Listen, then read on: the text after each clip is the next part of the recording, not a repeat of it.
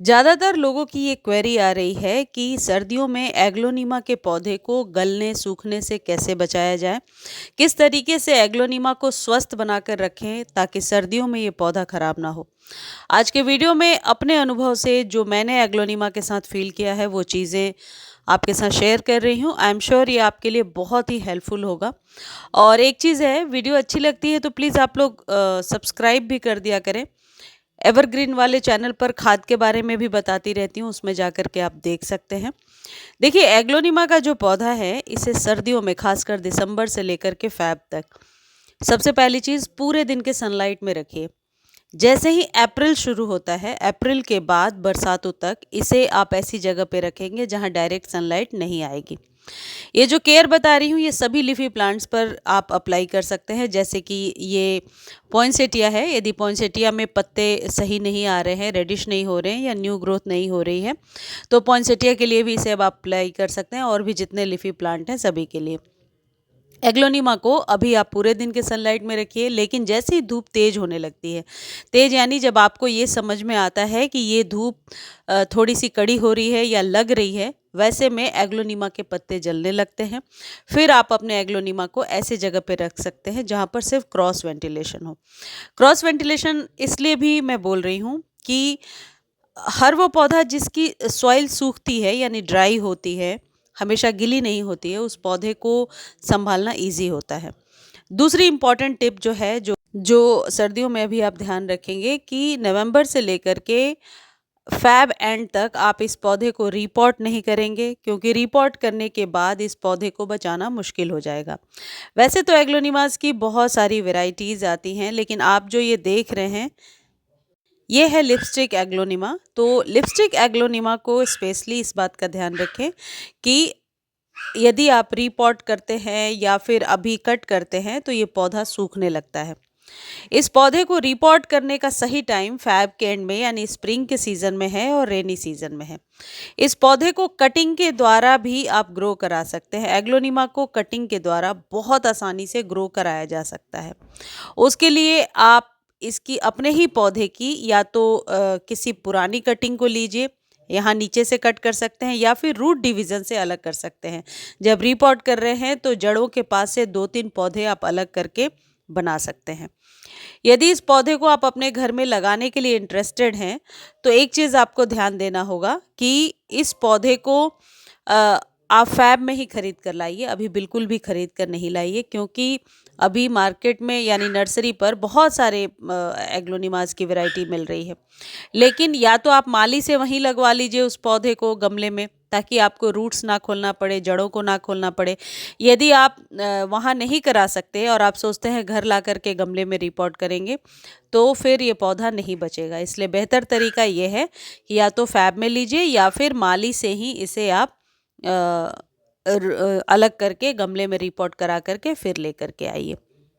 अब मैं आपको बता रही हूँ कि अभी किस खाद को देने से आप अपने एग्लोनिमा को सूखने से बचा सकते हैं। देखिए, मेरे यहाँ जो माली खाद ये दे रहे हैं ये है नीम खली। नीम खली एक ऐसा खाद है जो आपके पौधे की जड़ों को तंदुरुस्ती देता है, स्वस्थ बना करके रखता है और सर्दियों में सूखने से बचाता है। अब आपको देना कितना है, छोटा कंटेनर है यदि 6 इंच का तो 2 चम्मच भर के नीम खली आप दे देंगे। नीम खली एक ऐसा खाद है जिसे हर महीने रिपीट नहीं करना होता है, 3 मंथ्स पे रिपीट करना है। नर्सरी वाले भी ऐसा ही करते हैं, नर्सरी से ही ये माली बुलवा करके मैंने अपने पौधों में नीम खली डलवाया है। आपको 2-2 चम्मच डालना है। ये जो डाल रहे हैं ये क्वांटिटी ज़्यादा है, क्योंकि ये ओलियंडर वगैरह में डाल रहे हैं या गुड़हल में, गुलाब में। लेकिन एग्लोनिमा को बहुत ज़्यादा खाद की ज़रूरत नहीं होती है। आप 2 चम्मच भर के नीम खली अभी आप दिसंबर में अपने एग्लोनिमा के पौधे को दे दीजिए, चाहे जो भी वैरायटी है आपके पास, और फिर इसे 3 महीने के बाद आप रिपीट करेंगे। नीम खली एक ऐसा खाद है जो आपके पौधे के रूट्स को स्ट्रॉन्ग करता है, सर्दियों में सूखने से बचाता है। और जो नीम खली है इसको खरीदने का लिंक मैं डिस्क्रिप्शन में दे दूंगी, आप लिंक कॉपी करके खरीद सकते हैं। लिंक कॉपी नहीं कर पा रहे हैं तो आप टेक्स्ट कीजिए, मैं लिंक प्रोवाइड करा दूंगी, या फिर आप अपने लोकल नर्सरी पर पूछ सकते हैं, या जो भी जरिया है आपके पास उस तरीके से नीम खली खाद को अभी एग्लोनिमा में ज़रूर डालिए। अब अगली जो विशेष चीज़ है जो आपको ध्यान रखना है, जिस दिन आप नीम खली खाद डाल रहे हैं, उसके पहले पौधे की सॉइल की गुड़ाई कर दीजिए, खाद डालिए और पानी नहीं डालना है। इसे 2 दिनों तक ऐसे ही छोड़ देना है। 2 दिनों के बाद आप इसमें पानी डालिए अच्छे से और फिर कम से कम 4-5 दिनों तक सॉइल के सूखने का इंतज़ार कीजिए। जब सॉइल सूख जाती है उसके बाद आप वाटरिंग कीजिए। वाटरिंग का एक नियम सर्दियों में बनाकर रखिए, वीक में 1 या 2 बार ही पानी दीजिए।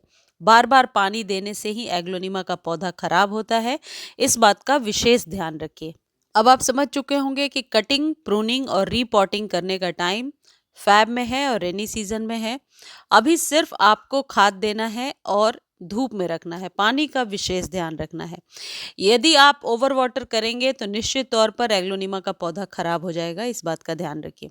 अब यदि आपके पास नीम खली नहीं है और या फिर नहीं लेना चाहते हैं, पहले से काउडंग मैन्योर है या वर्मी कंपोस्ट है तो 2 चम्मच वो भी दे सकते हैं।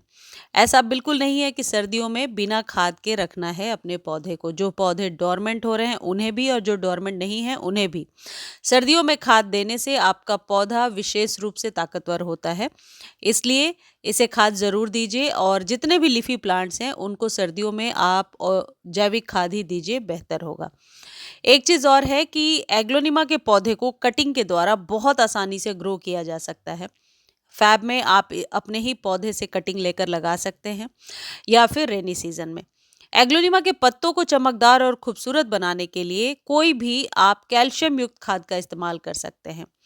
यानी कि या तो चॉक आधा चम्मच डालिए, चॉक का जो पाउडर होता है। जैसा आप देख रहे हैं ये स्लेट पर लिखने वाला चॉक है, 15 से 20 रुपए में। इसके कम से कम 10 का एक बंडल आपको मिल जाएगा स्टेशनरी के शॉप पर। इसे आप अच्छे से कूट लीजिए। एक चॉक का हिसाब एक गमले में लगाइए और आधा चम्मच के करीब आप अपने गमले में डाल दीजिए। इससे पत्तियां निश्चित तौर पर लश ग्रीन चमकदार होती हैं। गर्मियों में पानी में घोल करके भी दे सकते हैं, लेकिन सर्दियों में डायरेक्ट आप जड़ों में डाल दीजिए। ये बहुत ही अच्छा काम करता है।